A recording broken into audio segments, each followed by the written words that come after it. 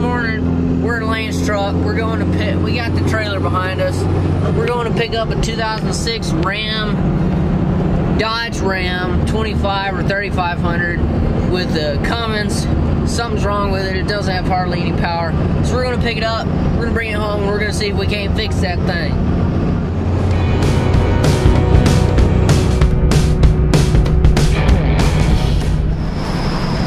Alright, we picked up the truck. Now we're headed on back home. We'll see you there.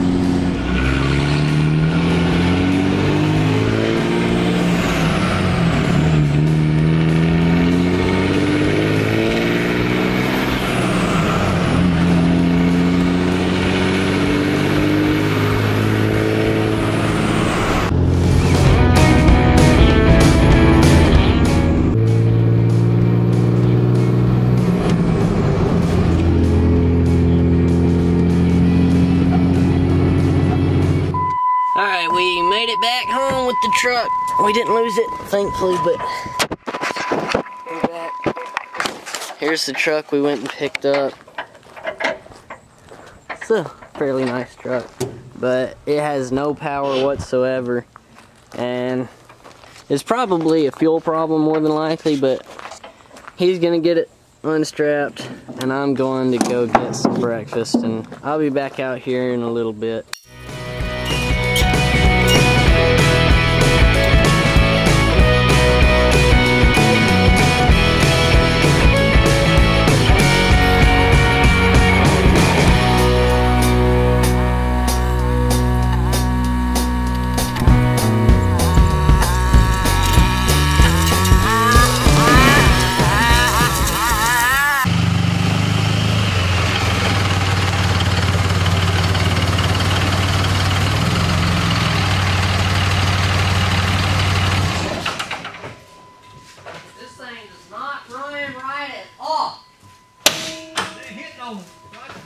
One, maybe two songs.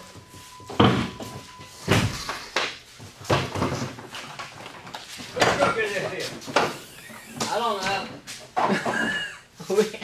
we just stole it. We just stole it. Oh, look at that fancy gauges they got on top of them. Those are actually pretty nice. Is that factory? Nope. Oh, Lord. Somebody done been monkeying with it, huh? Yes, sir. Oh, Lord.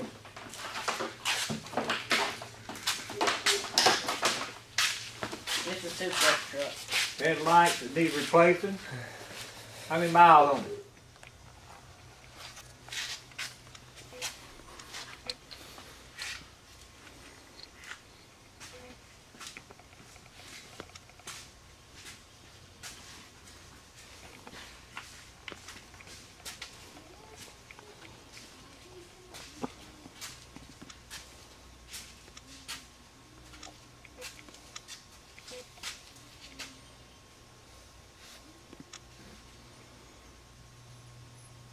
Fuel injector group 2 supply voltage circuit open.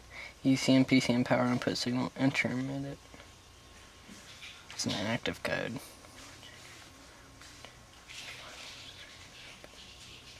It's group 2. Which is? The back one. The back one? There's 2 plugs. What did it say? Okay. So what's wrong with it? What did it say, Lane? Group 2 injector circuit open. Which would be on the back.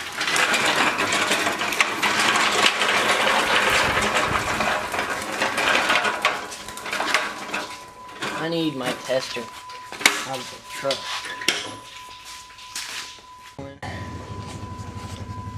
What are you testing down there? One. This plug, this is your plugs.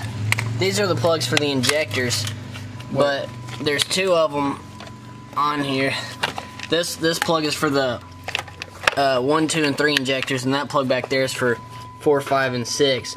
But there's 6 pins down in this plug, and between each 2 pins, you should have around 1 ohm of continuity, and if it's more than that, then you either have a bad connection. Continuity or resistance? Continuity.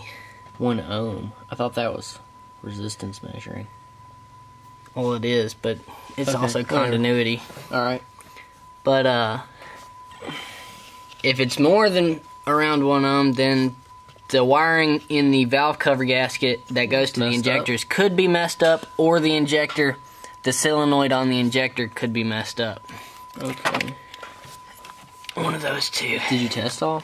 Do they all test fine? I'll test these also, I guess, just to make sure, just cause.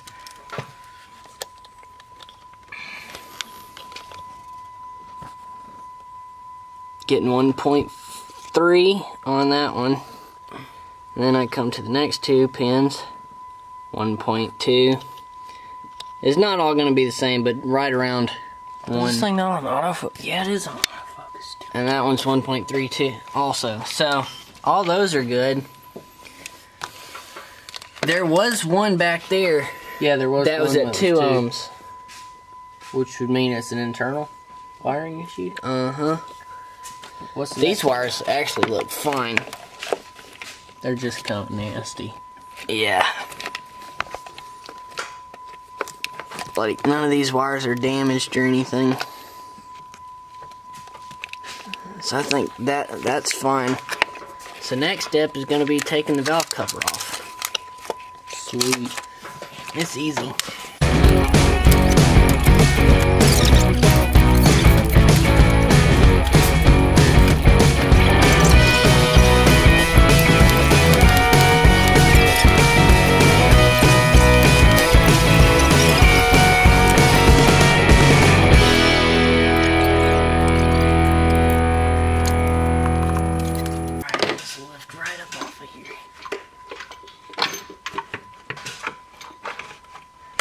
See how quick and painless that Yeah, was? that was easy.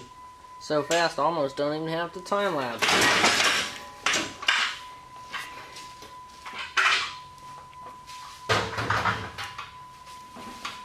Alright.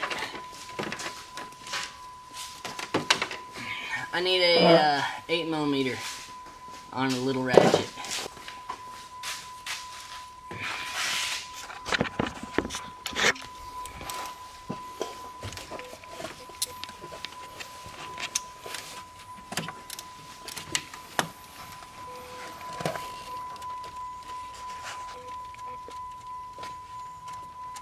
So what are you doing now? Pulling an ejector? No. Oh. I'm pulling these wires off, that way I can test straight to the injector. Okay. So I'm going to put this back on. Just 200 ohms. Would one injector going bad make this truck run like garbage? Probably. Alright, that is...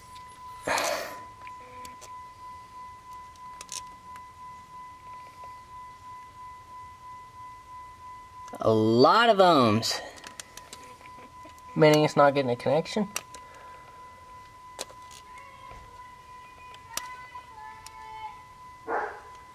What is this?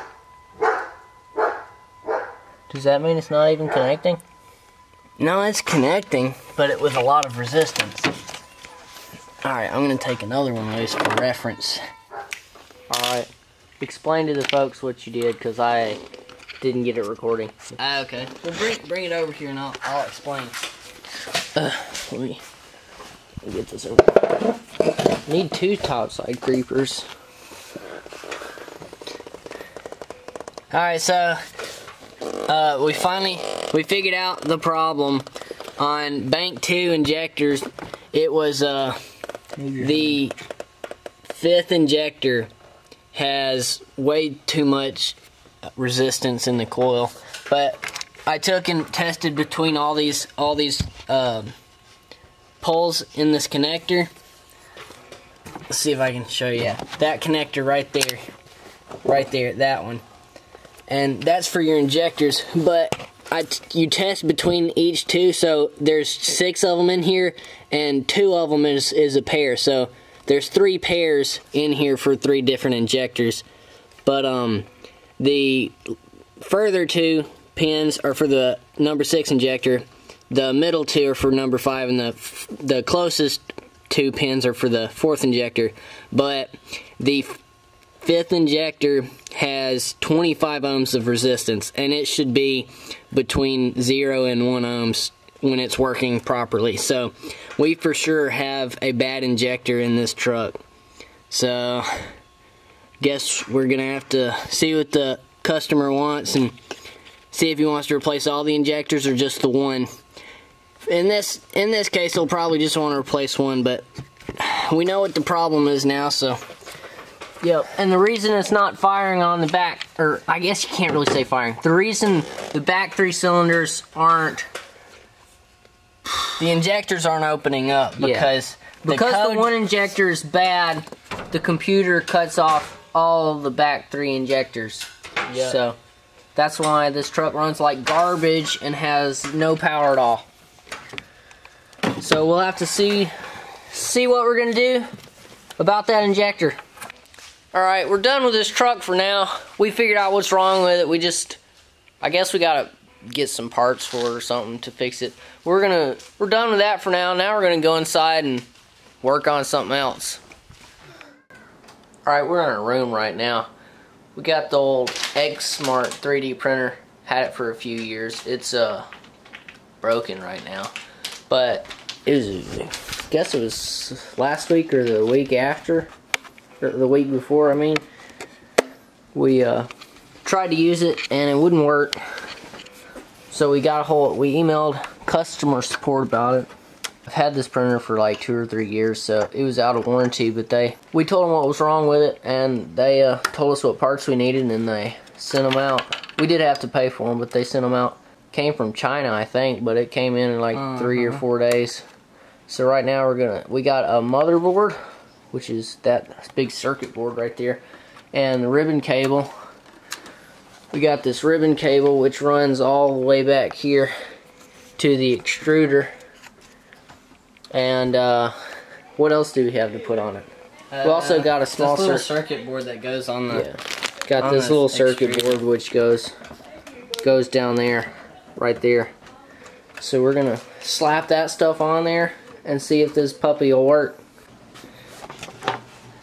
Alright, well, the moment of truth now. We got it all put back together, and hopefully when we plug it up over here it will work. I'm gonna set it on top of these boxes, that way it gets plenty of airflow under it and doesn't overheat. Here, grab that.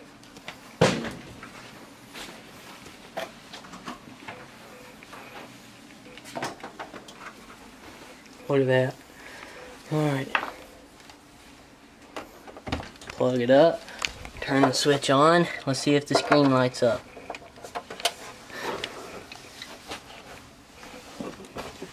Hey, the screen turned on. It only beeped once. Hey, that's the way it's supposed to work. Let's see. Let's see. Go to system. Or tools. System. I meant tools. Go to tools. Preheating. Look at that. Look at that. That's the bed. There we go. It worked. Look at that. Right. It's fixed. Awesome. The problem before is the extruder wouldn't heat up. Yeah. Before it was messed up. If this screen will focus. This is your extruder temperature, which is the part that spits out the plastic up there. But with the extruder perfectly cold, like room temperature, this screen right here was showing it was 1,000 degrees, and that is not right at all, and it would not work. So we replaced the motherboard. I got in touch with the customer service of QiDi, and they were actually super helpful. And she said we needed the motherboard, the ribbon cable, and the little circuit board on the extruder, whatever it does, and we put all those new parts on it, and it's working now, which is awesome. So now we're gonna get it completely put back together and see if we can print something. Alright, hey, we're back. We've got the printer going over here. We got it printing some, well, it's heating up now, but I got it printing. I'm gonna be printing out a holster. That's what's gonna be printed right now. That right there. It's gonna be a holster for my Novrich SSX-23 airsoft pistol. Cause it's the trigger guard holster, so it grips the pistol right there. And I don't have a holster for this gun yet. And Novrich was out of stock when I bought it, so I'm going to be 3D printing my own. And here goes the printer now. It's about to start printing. We got all that taken care of, so that's going to be all for today's video. We haven't done that much, but if you enjoyed the video, if you learned anything, if you didn't learn anything, it doesn't matter. Just please, if you would, leave a like if you enjoyed the video. If you have any comments, just leave them down below, and we will see you guys on the next one.